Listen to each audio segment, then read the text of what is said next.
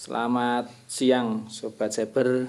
Ketemu kembali di channel Kampung Cyber dalam agenda ngobrol bareng di Kampung Cyber. Dan siang ini alhamdulillah kita kerawan Kakung Andreas Edison, salah satu seniman dan budayawan Kota Blitar. Sugeng siang, Kong. Sugeng siang Mas Eka. Alhamdulillah sudah meluangkan waktu di sela-sela santainya untuk bisa dulan ke kami ke Kampung Cyber untuk kita mungkin mau ngobrolkan atau bicara-bicara tentang bagaimana itu seni, bagaimana itu budaya, khususnya juga bagaimana puisi dan perkembangannya di Kota Blitar, Kong. Jadi kalau Kakung Andreas ini senyampang yang saya tahu, mungkin nanti bisa ditambahi, Kong, kalau ada yang salah. Yeah. Jadi beliau terlahir di Blitar 27 September 1962. Sebelum menjadi sebelum nyantai, karena beliau adalah salah satu ASN di Kota Blitar. Dan mungkin purna belum begitu lama, Kong, ya? Ya, masih 4 bulan yang 4 bulan yang lalu, masih segar-segarnya. Masih segar-segarnya. Sebelum purna tugas, beliau dikasih seni dan budaya Dinas Pariwisata Kota Blitar, dan saat ini juga sebagai Ketua Dewan Kesenian Kota Blitar. Juga sudah pensiun. Bulan Juli 2020. Oh, jadi Dewan Keseniannya juga sudah pensiun. Tapi ini ditodong untuk melanjutkan. Untuk melanjutkan, Jadi memang mungkin belum bisa lepas, Kong, untuk Dewan Kesenian Kota Blitar dari panjenengan karena masih butuh bimbingan dan juga mungkin butuh arahan. Tapi mungkin nanti untuk yang ini poinnya kita tidak terlalu ke Dewan Keseniannya dulu. Yeah. Kita ke sosok seorang Andreas Edison, kan. Ternyata cukup panjang juga perjalanan dan juga karir beliau. Kalau yang saya tahu sih pernah menjadi guru juga di SMP Negeri Bangkalan, Kong, ya. Yeah. Tahun 80, terus guru di SMP Negeri Ngancar Kediri sampai 96 ya, Kong, ya, waktu itu. Tuh terus ini pernah menjadi ketua KPU Kota Blitar juga ternyata. Di KPU 11 tahun. Wah, itu lama. Jadi mungkin dua periode, Kong, ya, kalau 11 tahun. Yeah. Nah, terus bergabung di Barisan Seniman Muda Blitar juga di 93. Terus tahun 94 menjadi salah satu redaksi Lingkar Sastra Blitar. Ini juga salah satu penggagas Gerbek Pancasila, itu juga termasuk Pak Andreas bersama dengan Mas Bagus Putuparto waktu itu dan juga rekan-rekan yang lain, Kong, ya. Itu terus salah satu penggagas acara Tabur Bunga Penyair Indonesia di Blitar itu tahun 95 dan 98. Yeah. Ini saya juga sedang mengingat-ingat memori itu ke beliau sebenarnya. Gini, Kong. Puisi yang pernah terbit atau mungkin sebagai sebuah hadiah, ya. Itu menarik menurut saya. Judulnya Sejinah di tahun 96. Itu pasti ada maknanya, Kong, ini. Ya. Kira-kira maknanya apa, Kong? Kok puisi tapi kok judulnya Sejinah, kan, ngoten? Iya. Ya, puisi Sejinah itu sebenarnya kan puisi kado untuk anak saya yang usia 10 tahun. Dia khatam Al-Quran. Lalu jumlah puisinya itu ya saya paskan dengan usianya dia itu 10 tahun. Lah, puisinya sejumlah 10, maka saya sebut kalau orang Jawa 10 itu kan sejinah. Jadi puisi Sejinah itu kado dia khatam Al-Quran dan usia 10 tahun. 10 tahun itu. Akhirnya Sejinah, kan itu. Itu kumpulan dari beberapa puisi, kumpulan 10 puisi, Kong, ya. Ya, hanya 10 puisi. Hanya 10 puisi. Terus juga ada Menyibak Tabir tahun 97, Kong, ini. Ya. Puisi itu. Ya, menyibak tabir itu ya menyibak itu kan membuka tabir itu kan tertutup tapi agak kelihatan lah, itu kita buka kan gitu. Jadi membuka rahasia gitu ya. Rahasia itu ya puisi protes lah, protes gitu sebetulnya apa. Dan puisi itu menjadi sarana bagi saya, menjadi sarana ketidakpuasan, kemudian membongkar kerahasiaan yang tidak baik, gitu, kejahatan politik, kejahatan sosial, kejahatan ekonomi dan lain-lain, itu kita bukaan gitu. Jadi kalau menurut Kakung sendiri, sebenarnya puisi itu maknanya apa sih, Kung? Kata puisi atau sebuah puisi itu? Kalau puisi dilihat dari tinjauan sastra secara akademis ya adalah kemampuan seseorang untuk menyusun kalimat-kalimat indah kan gitu, yang tidak sekedar logika. Kalau logika itu kan cukup dengan salah dan benar, baik dan buruk. Tapi puisi itu masih ada indah dan tidak indah. Tempatnya di mana? Di atasnya logika sedikit begitu, di atasnya ilmiah sedikit begitu, sehingga tidak bisa kalimat puisi itu dinalarkan, diilmiahkan, itu tidak bisa. Bunuhlah aku dengan pedangmu tapi jangan cintamu. Nah itu kalau diilmiahkan kriminal ini. Nah makanya tidak bisa seperti itu. Jadi memang buat puisi itu menjadi sulit ketika memang belum memiliki sebuah kemampuan untuk menerjemahkan kalimat, Kung, ya. Jadi orang bisa saja membuat puisi itu berpijak dari ia ingin bermain-main dengan lagu a u i bisa begitu. Ya. Juga bisa bermain-main dengan simbol, kecantikanmu seperti bulan. Padahal dia tidak tahu bulan itu seperti apa. Padahal di sana gersang sekali. Karena sama-sama nggak taunya bangga, wah cantikku seperti bulan bercahaya. Kalau dilogikakan kayak kering kerontang. Nah itu bermain-main dengan simbol. Kalau bermain dengan lagu ya seperti syair, seperti dalam Al-Quran, seperti Al-Fatihah, Bismillahirrahmanirrahim, Alhamdulillahirabbil alamin, Ar-Rahmanirrahim. Lah itu lagu. Iya, indah gitu ya. Iya. Tapi kalau bermain-main dengan simbol ya seperti tadi, bagaimana Pramudia Anantatur mengibaratkan orang itu ada orang cantik sekali begitu, ketika dia berjalan bunga-bunga di pinggiran jalan itu pada layu semua itu. Ada seorang cantik, karena kecantikan bunga itu kalah dengan seseorang yang sedang lewat. Menggambarkannya, penggambarannya itu. Jadi ada sebuah penggambaran di situ, Bung, ya. Tapi akan menjadi mudah. Kan puisi itu bisa menjadi sulit ketika memang belum memahami bagaimana untuk bisa nulis, bagaimana untuk bisa menginterpretasikan sebuah keadaan, menginterpretasikan sebuah kejadian atau apa, itu kan bisa menjadi puisi, Kong, sebenarnya. Itu kan sulit ya. Tapi kalau yang sudah paham, sudah memang memiliki apa ya, kesenangan tentang puisi ya itu mungkin menjadi mudah, Kong, ya. Iya. Tapi sebetulnya di dunia kepenyairan tidak harus seperti itu. Ya. Tokoh yang sudah banyak melepaskan itu malah Rendra. Puisinya puisi pamflet. Dia sudah mengesampingkan tentang kaidah-kaidah puisi secara akademis, tapi puisi ini untuk apa?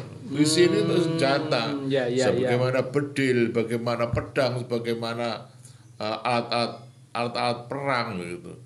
Jadi Rendra itu melawan kejahatan senjatanya hanya puisi itu. Berarti puisi itu bisa menjadi sebuah senjata. Iya. Entah itu bagi apa ya, mungkin bisa bagi kebijakan. Iya. Tapi puisi itu juga bisa sebagai sebuah seni. Kadang merayu pun sekarang dengan puisi, Kong ya.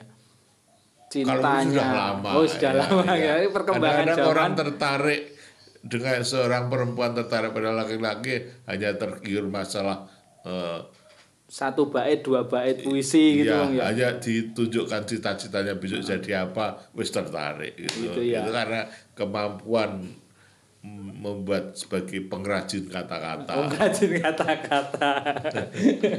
Oke. Gini. Ketika Pak Andreas atau Kakung ini sudah dari lama ya tentang puisi, Kong. Apa memang punya darah seni, Kong, ini, Kong? Kalau darah seninya iya. Bapak saya itu pemain ludruk tahun 70-an itu punya 2 ludruk. 2 sanggar gitu ya. 2 kelompok ya. nanti nih. Gendro Rahayu dan Berdikari. Itu tahun 70 itu di Blitar luar biasa itu.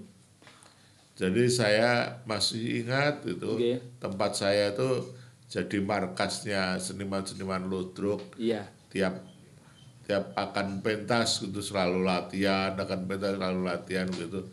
Ya, terus ketika saya tertular virus ludruk itu, terus saya pikir-pikir kok wah ribet banget gitu. Sama dengan teater, bagaimana saya harus menggerakkan orang banyak, terus ngopeni wong akeh, butuh properti, butuh latihan, banyak. Ribet berkesenian ini. Saya mencari sing paling penak itu apa? Tetap sendiri dengan seni bisa, dengan alat-alat sederhana bisa, kapanpun bisa, di mana saja bisa.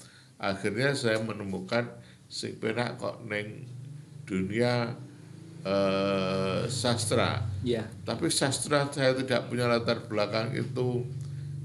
Tapi akhirnya di lingkungan teman-teman seniman banyak sekali teman-teman penyair yang juga bukan seorang sarjana sastra. Itu yang membuat hati saya tertarik. Akhirnya saya menobatkan diri gitu, masuk dalam dan bekerja sebagai pekerja kesenian. Gitu. Pekerja kesenian. Saya ngarani sastrawan. Ya ora duwe pendidikan ke sana, ngarani seniman ya ora. Tapi karena saya senang bekerja itu dengan ikhlas, bekerja dengan senang bersama teman-teman dan langsung mencari ilmunya, saya mendapatkan pengetahuannya, terus saya bisa belajar. Akhirnya karena lama bagaimanapun juga tertular virus kepenyairan tadi. Ngapunten, Kong, karena ini kan ngobrol bareng ada kopi. Nah itu sambil kopi bareng kan itu. Ini ada cadangannya.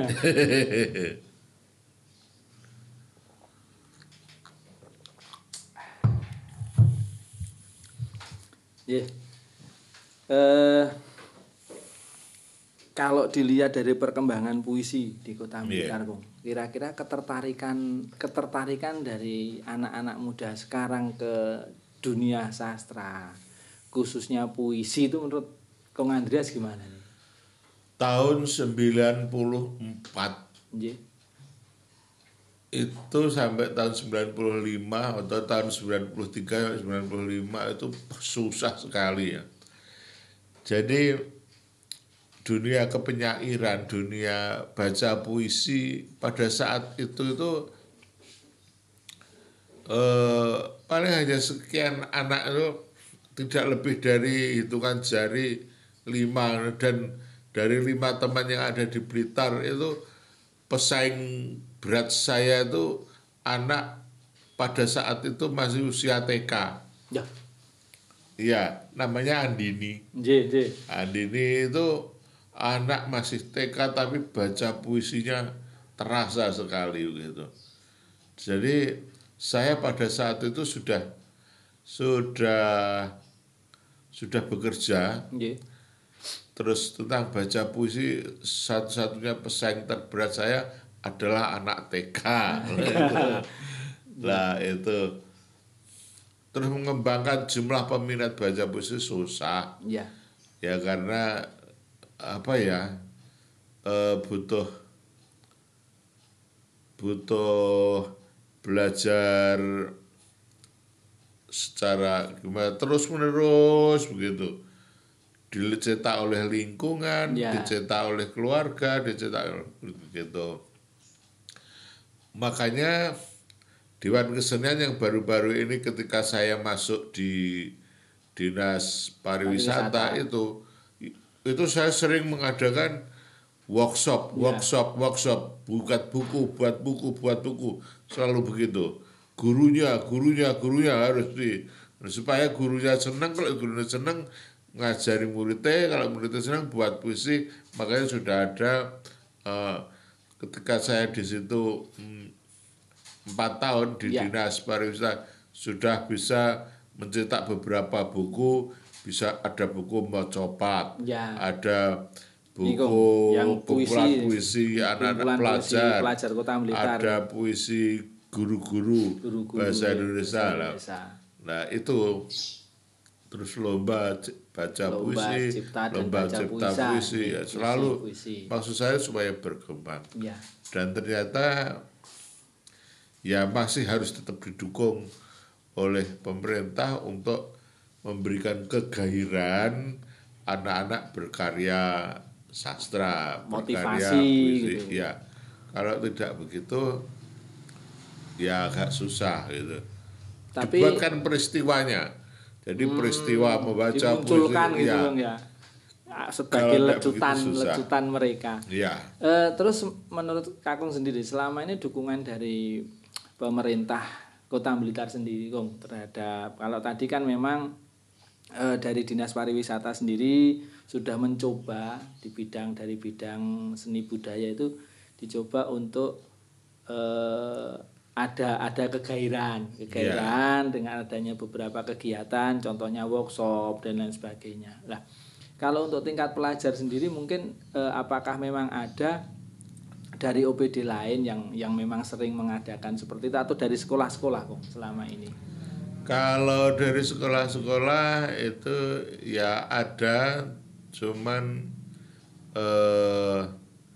teknis bagaimana membangkitkan anak untuk senang berpuisi itu beda dengan penyair, dunianya penyair. Kalau dari sekolahan kan masih tergantung pada kurikulum, tergantung pada gurunya. Gurunya yang memang jurusan sastra, jurusan bahasa Indonesia, ada mata kuliah sastra, tapi nggak punya karya, dan gitu. Tapi kalau kepenyairan, dunia bagaimana mencetak, membuat karya itu kan beda. Dan masih yang ada masih yang kami geluti karena kami langsung pada penyairnya. Sehingga kalau ini kita adakan kegiatan menghimpun mereka yang mau, lah itu akan lebih segera terarah gitu maksud saya. Jadi memfokus pada tujuan bagaimana kita itu mencetak penyair. Jadilah mengerucut Kung ya. Akhirnya mengerucut. Kalau di antologi puisi pelajar Kota Blitar di 2017 ini Kung, kalau kita lihat jumlahnya lumayan banyak Kung ya. Yang siswa-siswa yang akhirnya kalau dilihat di sini ada 69 puisi yang terkumpul dan sudah menjadi sebuah buku. Ini kan istimewa Kong ini. Keberlanjutan seperti ini gimana Kong kira-kira? Menurut panjenengan apakah memang ini bisa menjadi satu pemantik bagi munculnya para penyair di Kota Blitar Kong? Sebetulnya iya ya sudah. Tapi ini dulu juga saya berikan pada anak-anak yang ikut itu. Nah, barangkali bisa menjadi perangsang ya, perangsang bagi mereka untuk berkarya kembali. Tapi pada umumnya kalau tidak dibuatkan event atau kegiatan, tidak dibuatkan kurusetranya gitu. Karena dalam dunia pewayangan perang itu kapan iki? Aku iki iso gawe puisi terus di panggungnya kapan dibuat padang kurusetra awal dalam dunia pewayangan tempat perang gitu. Dipentasnya kapan? Lah yang membuat padang kurusetra itu adalah pemerintah gitu. Berarti fasilitatornya untuk bisa mewadahi potensi ini gitu yang setidaknya. Nah, satu hal Sobat Cyber menarik sekali bahwasanya motivasi yang diberikan Pak Andreas itu ini. Nah, ini mungkin nanti Kakung bisa banyak cerita tentang salah satu buku beliau, yaitu judulnya Jamuan Kemerdekaan. Ini kumpulan puisi beliau yang kemarin kalau tidak salah di hari lahir Pancasila ke-75 Kong ya, 1 Juni 2020 itu dibaca bersama dengan teman-teman Dewan Kesenian di Istana Gebang waktu itu. Dan Jamuan Kemerdekaan itu dibaca dalam kondisi memang pandemi kan itu Kong ya, kondisi pandemi. Dan akhirnya saya dapat hadiah untuk pagi ini kaos satu, yang lain nggak boleh ini satu kaos sarangnya kaum lelaki ya. Tuh kaosnya baca puisi lockdown itu kemarin juga di acara itu ini ya itu baca puisi lockdown, kebetulan Kakung juga dipakai tadi. Nah, ini mungkin ide menarik kok bisa akhirnya menjadikan itu sebuah agenda dengan nama, kalau agenda tahunan di salah satu agenda tahunan di saat memperingati hari lahir Pancasila kan memang banyak Kong ya, banyak. Terus muncul ide akhirnya kok buat acara baca puisi lockdown ini gimana Kong? Itu waktunya sangat muncul tiba-tiba gitu. Akan ada peringatan hari lahirnya Pancasila. Buku ini juga pun sudah jadi, sudah siap. Terus opo iki kaosnya iki? Karena ndak boleh mengumpulkan banyak orang untuk mengadakan kegiatan itu, harus pakai protokol kesehatan yang ketat. Ya. Maka ya itu tadi, saya akan baca. Saya sudah terbiasa membaca puisi tanpa penonton. Terus akhirnya terwujud dalam pandemi. Dalam pandemi ini. Ya.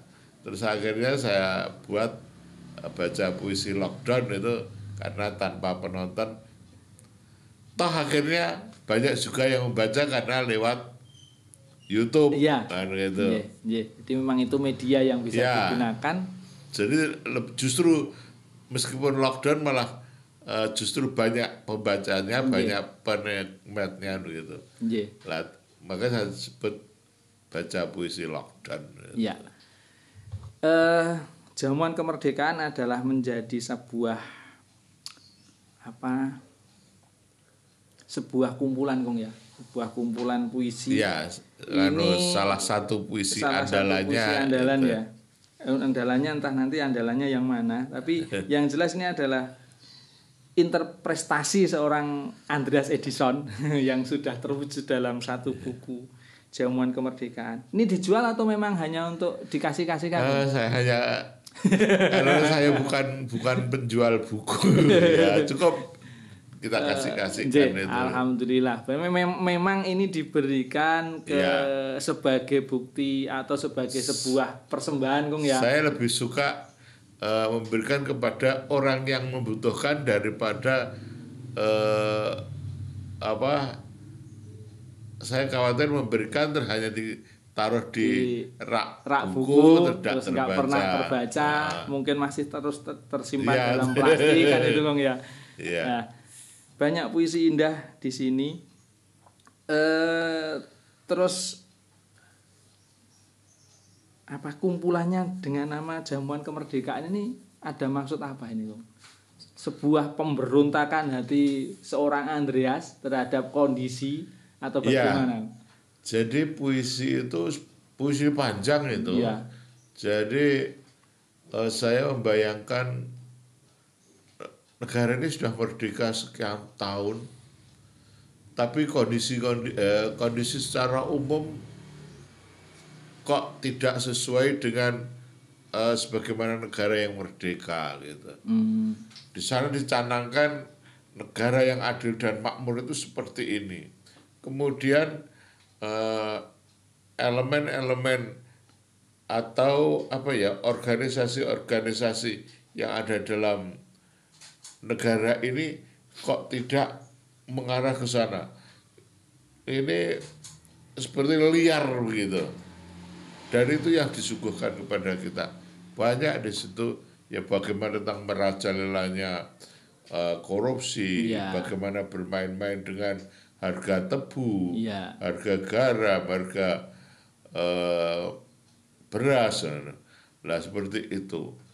Nah itu saya catat dalam sebuah monumen yang berjudul itu Jamuan Kemerdekaan. Sebuah kegelisahan ya akhirnya. Kegelisahan yang akhirnya bisa tertuang menjadi sebuah karya. Semua karya itu berangkat dari kegelisahan. Gitu. Jadi Jamuan Kemerdekaan ini kalau dari tahun di salah satu puisinya menyebutkan 1994. Jadi memang kumpulan dari lama sekali lama saya mengumpulkan itu ya. Jadi baru selesai tahun berapa, tapi ide pembuatan itu lah, maka saya tulis pada waktu idenya. Selesainya selalu mengalami perubahan begitu. Nah, secara akademis orang bisa saja melarang seperti itu. Sekali tumpah ya apa adanya seperti itu. Tapi saya tidak begitu, saya baru tertarik ada seorang penyair dari Jerman itu siapa itu tidak mensuci-sucikan sekali tentang karya tahun berapa begitu, ada perubahan zaman, dibaca lagi kok nyatanya kok enaknya begini ya dirubah, nggak apa-apa. Tapi ada lagi orang yang ya itu karya puisi itu dianggap sebagai sesuatu yang sakral gitu. Sekali tumpah ya harus itu. Seneng nggak seneng ya itulah adanya. Lah saya tertarik yang dari Jerman tadi, ketemu waktu itu di Solo apa kawan itu, dia tidak sangat mensucikan, mensakralkan karya itu. Suatu saat dibaca bisa dirubah sesuai dengan kan enak kita baca apa enggak, dengan situasi gitu. Dan kondisi yang juga berkembang tentunya gitu. Juga ada satu hal menarik ketika hujan, Pak Andreas ini kok begitu bahagia sekali gitu loh. Beberapa kali saya sering lihat ya, malah waktu itu kalau tidak salah sempat divideokan di saat hujan turun deras, beliau bukannya masuk ke rumah untuk bisa berteduh, tapi malah membaca puisi di situ. Mungkin apa memang ada keasikan tersendiri ketika berpuisi di tengah hujan atau bagaimana? Banyak kita ketahui, kita temukan teman-teman itu kalau mau berkesenian terus arep nek gawe peristiwa kesenian itu leh cuk semudan. Itu nggih. Masih semudan ora penake wis meneng sik. Nah, berkesenian tidak bisa begitu. Iya. Lalu bagaimana kita bagaimana hujan itu adalah bagian dari properti kita berkesenian. Maka saya sesuaikan dengan itu tadi, piye kita tuh baca puisi musim hujan. Piye kalau kita itu menari pada waktu hujan. Hujan adalah bagian properti dari berkesenian kita. Sehingga hujan tidak menghalangi orang berkesenian. Dan hujan punya irama, Iya, hujan tetap rahmatan lil alamin. Hujan punya irama, akhirnya kan hujan bisa menjadi musik tersendiri, katakanlah ya dalam sebuah aktivitas. Atau kalau tadi Kakung menyampaikan bahwa hujan bisa menjadi properti, tapi mungkin bisa ditambah bahwa hujan tidak sekedar properti, karena di situ akan ada intonasi dan nada musik sebenarnya.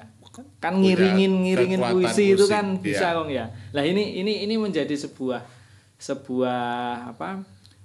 hal menarik ketika teman-teman seniman atau pekerja seni ini juga bisa menangkap potensi kan itu menangkap potensi bahwa hujan bukan menjadi sebuah halangan, hujan bukan menjadi sebuah kendala untuk kita berkesenian kan, karena tidak hanya sekali kalau saya lihat.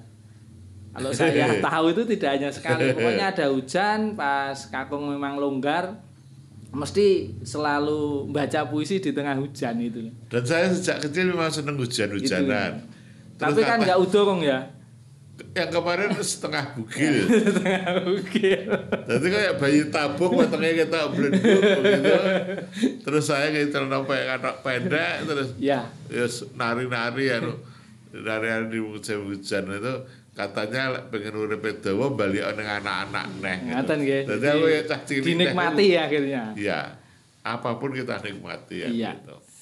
Nah, dari hal seperti itu terus memang ada perkembangan di teman-teman yang memang berkesenian. Tapi kalau dilihat antara puisi mungkin dengan bidang yang lain itu menurut Kakung di puisi ini apakah memang perkembangannya hampir sama dengan yang lain atau memang puisi ini di Kota Blitar agak tertinggal dengan yang lain, Kong? Mungkin dengan keroncong atau musik mungkin dengan teater. Itu bagaimana menurut panjenengan? Iya. Kalau di dalam seni musik misalnya, seni musik itu kan kalau di Kota Blitar masih terbatas pada bagaimana menirukan sebuah karya yang bagus, ada lagu, ada musik ditirukan, terus suaranya bagus, suaranya apik, dianggap apik gitu. Tapi dalam baca puisi dia butuh bisa menulis puisi. Kemudian gerakan mencari indahnya gerak ini sebagai alat bantu untuk agar puisi tersampaikan. Nah, masih banyak yang harus dicari. Tapi kalau dalam lagu, dalam seni suara itu cukup menirukan. Nah, jadi kita masih seperti penjahit itu. Pokoknya ukurannya sakmene, klambine ngene iki, terus awake ngene iki tak jahit pas padha sesuai karo karepe penjahit, selesai. Tapi kalau dunia kepenyairan, dunia baca puisi itu iki macane penake piye, terus kondisinya piye, alat bantunya bagaimana, mungkin begini. Mungkin kalau tidak cukup dengan kata-kata saja harus ada geraknya itu. Jadi kemungkinan kalau sekedar bacaan gitu Kong ya, sekedar baca itu kan belum menjadi sebuah atau penyampaian dari tulisan atau penyampaian dari puisi itu juga akan tidak mengena atau mungkin malah terkesan kaku kan begitu Kong ya. Berarti kan di sini perlu contoh akhirnya. Bagaimana membaca sebuah puisi yang baik, bagaimana bisa memberikan atau menyampaikan sebuah rasa itu kepada penikmat kan begitu. Nah, kalau nggak ada contohnya nanti ini gimana ini kan gitu. Karena ini mungkin perlu Kong. Satu atau jadi seseorang itu menginterpretasikan sebuah karya puisi itu penyair sudah memberikan kebebasan atau kemerdekaan, terserah bagaimana Anda cara membacanya.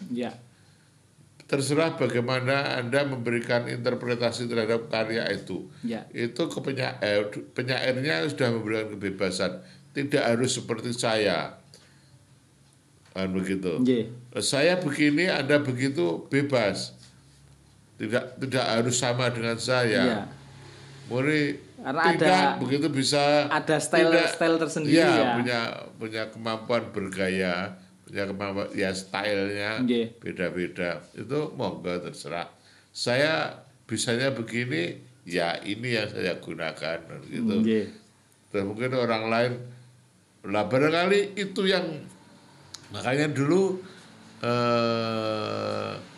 lawan saya terberat itu adalah anak TK karena dia punya kemampuan yang lebih gitu, cara membacanya, geraknya sedikit tapi suaranya jenis konsonan hidupnya itu ya memang benar-benar hidup kan gitu.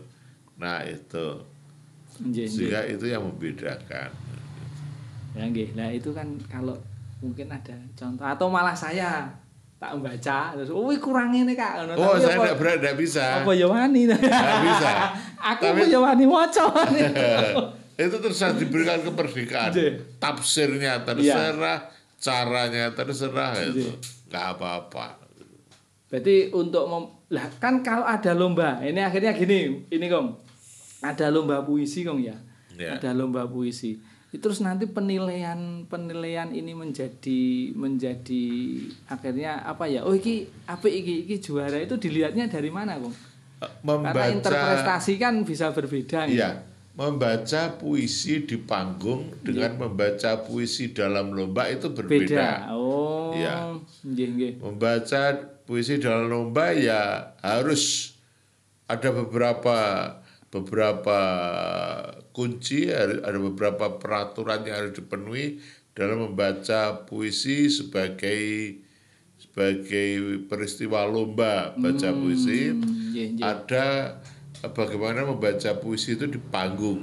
Ya. Nah itu sangat berbeda. Nah ini mungkin yang perlu dipahami bersama oleh teman-teman yang mungkin senang dengan puisi, tapi belum apa ya istilahnya belum muncul semangat untuk menginterpretasikan itu atau masih wah aku seneng jane nulis dan lain sebagainya, tapi untuk akhirnya berkelanjutan menjadi berkesenian kan masih mikir Kong, wah ora iso apik ora isoan itu Kong akhirnya. Iya butuh latihan terus latihan butuh kontinuitas, butuh latihan dan ya berulang-ulang, butuh waktu. Jadi saya nanti baca satu puisi Kong, jenengan baca satu puisi. Ya. Dan masing-masing tidak perlu menilai bacaanmu elek, enggak. Lah kan tapi perlu koreksi toh Kong. Biar untuk sebuah motivasi kan. Lah nanti kalau ya wes apik, padahal dinikmati yo enggak kena. Kan itu ya. Jadi, ayo maca lah dinikmati sendiri. Ya untungnya kondisinya lockdown dan pandemi, jadi enggak perlu ada hal yang harus dianu. Ini ada satu puisi dari Pak Andreas di Jamuan Kemerdekaan. Judulnya Aku Kalah Kong ini. Kalah. Kamis Legi 13 Januari 2011. Bener Kong ya? Nggih. Iki nyoba tak waca, iku mbuh apik mbuh ora, tapi minimal saya menjadi istimewa atau menjadi kebanggaan saya bisa baca puisi dan baru sekali ini loh nanti baca puisi dan ditungguin langsung apa istilahnya penciptanya kan gitu. Elek yo bene, penting kan wani kan itu Kang ya. Aku Kalah, karya Andreas Edison. Angger, bapakmu kalah, tapi tak akan menyerah. Kita akan buat rumah cinta. Pilar-pilarnya adalah kasih sayang, tempat bermain, menari, dan bernyanyi bersama Tuhan. tertutup buat setan sekalipun dalam mimpian. Berdua menghuni rumah hati tanpa kebencian, tanpa kekerasan. Itu puisinya. Pripun, Kong? Perlu dinilai nih soalnya. Ya Allah. Kok ya pas kuwi diwaca. Lah, karena saya begitu lihat tadi malam Kong sebenarnya, lihat itu terus kok menarik ya puisi ini. Dan ngapunten Kong, jujur saya baru pertama kali ini baca puisi. itu ya Allah. Itu puisi saya buat ketika aku baru tukaran karo bojoku. Dan saya kalah. Berarti kan sesuatu nggih. Iya. Ya begitu tadi banyak ini lek kalah menangi goreng puisi. kalah tukaran karo bojo pun jadikan puisi. Kong, ini ada menarik juga begini. Kalau penyair, kalau seniman itu menuangkan sebuah kegundahan, menuangkan sebuah kegelisahan kan itu Kong, bisa berwujud menjadi sebuah karya.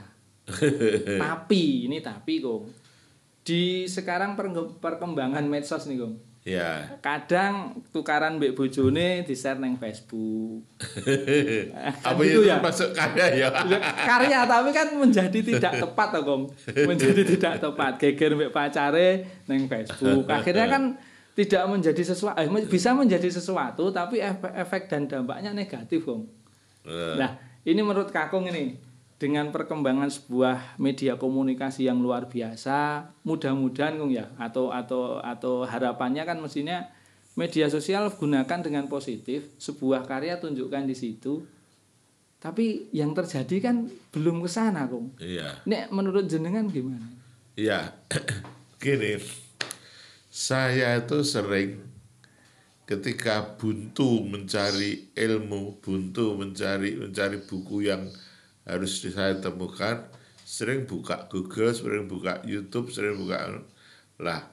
Di situ saya menemukan, oh ternyata begini. Oh, kalau saya membaca buku kadang-kadang terlalu lama, nah melihat dari kebutuhan saya itu lewat itu, tapi ternyata anak wong tukaran karo bojone terus di-share itu, apakah itu dibutuhkan orang banyak? Ya. Tapi kalau ini tadi akhirnya dibutuhkan orang banyak, Kong. Soalnya menjadi sebuah karya dan bisa menjadi sebuah motivasi itu, Kong, kalau seperti itu. Iya, saya kan di situ saya masih belajar banyak tentang bagaimana membuat simbol-simbol, bagaimana membuat, dan itu adalah catatan. Saya sebut itu sebagai monumen saya, monumen dalam kehidupan gitu. Tapi terus karena bojone terus diumbar terus kira-kira kuwi dibutuhkan orang. Aku golek apa ya kira-kira. Piye wong itu kan sing wong wedok piye ngono. Ya karena lihatnya seperti itu saja. Jadi aku arep tukaran karo bojoku tak golek literatur sik. Ya carane nang Mbah Google. Iya gitu. Jadi memang sebuah kebijakan seseorang dalam memanfaatkan medsos akan menjadi, karena medsos kan memang dua mata pisau, Kong ya. Bisa membunuh dan juga bisa memberikan manfaat yang luar biasa. Dan kalau di Ngobrol ini dengan medsos memberikan manfaat yang luar biasa karena saya bisa banyak belajar dari seorang Andreas Edison. Nah, saya sudah baca satu. Nah, ini untuk closing statement, atau untuk apa? Memberikan motivasi pada kami, bukannya nanti jangan dibandingkan bagaimana saya membaca puisi dengan Pak Andreas baca puisi. Karena nggak perlu dibandingkan dawuh beliau, tapi minimal di momen ini karena yang rawuh adalah seorang Andreas Edison, maka nggak kurang afdol kalau nggak ditutup dengan puisi. Di monggo Kong. Ya.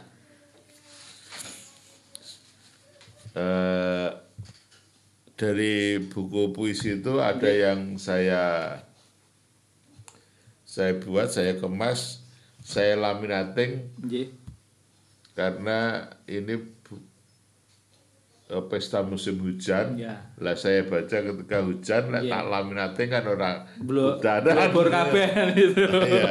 Ini saya pilih pesta musim hujan gitu. Ya mesti ada perubahan dari aslinya itu, karena sesuai dengan tadi saya harus disesuaikan dengan karena ada pesan-pesan kan di situ. Puisi ini saya buat usai Pilpres, meskipun di situ judulnya Pesta Musim Hujan, kalau di belakang ada usai Pilpres itu mesti ada sesuatu, ada hubungannya dengan Pilpres gitu.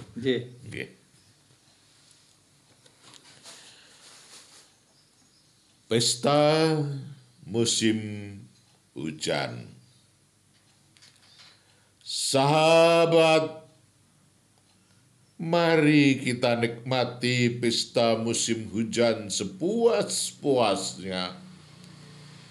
Setelah musim kemarau kita merasakan hujan caci maki, hujan dengki benci, hujan hujatan, hujan bualan, hujan fitnah, hujan marah, hujan kabar palsu, hujan isu, hujan batu, hujan peluru, hujan pelor, hujan teror, hujan duka, hujan air mata. Hujan air mata di seluruh Nusantara. Hari-hari yang menyakitkan telah kita lalui bersama. Hari ini mari kita nikmati air dari Sang Penguasa alam semesta. Air suci, air cinta kasih, air kehidupan. Mari kita cuci baju, cuci celana dalam dan sepatu. Bersihkan badan, bersihkan kaki, bersihkan pikiran, bersihkan hati. Membuang luka, membuang benci. Hidup hanya sebentar. Kita hanya butuh tanah sejengkal. Sahabat, mari pesta air kehidupan dari Sang Penguasa alam semesta. Bersihkan kata, bersihkan jiwa, bersihkan jalan hidup kita. Hidup hanya sebentar. Kita hanya butuh tanah sejengkal. Terima kasih. Luar biasa. Ada pesan dalam di sini. Ketika kemarin Kota Blitar juga baru selesai mengadakan Pelwali, Kong. Yang mudah-mudahan dengan puisi Pesta Musim Hujan yang Kakung sampaikan atau bacakan ini tadi benar-benar bisa menjadi satu alat pemersatu kembali dari dua peserta dengan masing-masing pendukungnya untuk bersama-sama akhirnya bagaimana memajukan dan mengembangkan Kota Blitar secara bersama-sama. Mungkin Kong closing statement Kakung setelah kita ngomong tadi, kita ngobrol tadi, pesan-pesan untuk para pekerja seni menurut Kakung di Kota Blitar ini bagaimana Kong, monggo? Ya. Yang namanya pemilu itu adalah alat atau sarana atau media adalah sebuah proses demokratisasi. Demokrasi itu sendiri juga merupakan sarana untuk memilih pemimpin kita. Sehingga setelah pemilu itu selesai ya kita tetap menjadi satu lagi, menjadi bangsa Indonesia yang harus bersama-sama membangun negeri ini. Jangan kebencian di dalam proses pemilihan menjadi kebencian selamanya, menjadi kau ada di sana, aku ada di sini. Jangan begitu. Jadi setelah itu ya kembali lagi menjadi satu. Ya seperti sekarang itu, dulu ada Pak Prabowo, dulu ada Pak Jokowi. Setelah selesai mereka bersama-sama menjadi satu membangun negeri ini. Lah kalau dipahami sebagai kau ada di sana, aku ada di sini, lah kadang begitu ada pasangan suami istri, sita dukung Prabowo, sita dukung Jokowi, terus akhirnya pegatan orang itu Jokowi kan Pak Prabowo dari siji, aduh aku kadung pegatan. Nah ini susah kalau begitu. Itu berarti tidak paham pada demokrasi. Gitu. Jadi intinya bahwa mari berkomitmen bersama, kan begitu Kong ya, untuk akhirnya secara bersama-sama dengan segala potensi dan segala apa yang dimiliki sesuai bidang masing-masing untuk bisa memajukan Kota Blitar. Dan tentunya teman-teman pekerja seni, seniman, budayawan itu pun juga pasti akan selalu berkarya dan karyanya tentu untuk Kota Blitar, begitu Kong nggih. Terima kasih Pak Andreas rawuhnya di Kampung Seber di acara ngobrol bareng Kampung Seber ini. Mudah-mudahan lain waktu, lain kesempatan masih bisa ada waktu longgar Pak Andreas untuk kembali kita ngobrol lagi Pak. Jadi mungkin itu Sobat Seber, terima kasih. Mudah-mudahan apa yang kita obrolkan tadi bisa memberi manfaat. Salam literasi, salam kreatif.